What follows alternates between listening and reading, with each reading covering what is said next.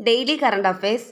തന്തയില്ലാത്തവൻ എന്ന് വിളിക്കുന്നത് IPC section 294 പ്രകാരം ക്രിമിനൽ കുറ്റമല്ലെന്ന് 2026 ഏപ്രിലിൽ വിധി പുറപ്പെടുവിച്ചത് ഏത് കോടതിയാണ്? സുപ്രീം കോടതി.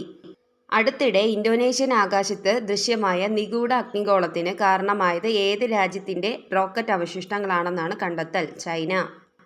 എയർ ഇന്ത്യയുടെ CEO, മാനേജിംഗ് ഡയറക്ടർ എന്നീ സ്ഥാനങ്ങളിൽ നിന്ന് അടുത്തിടെ രാജിവെച്ചത് ക്യാംപെയ്ൽ വിൽസൺ.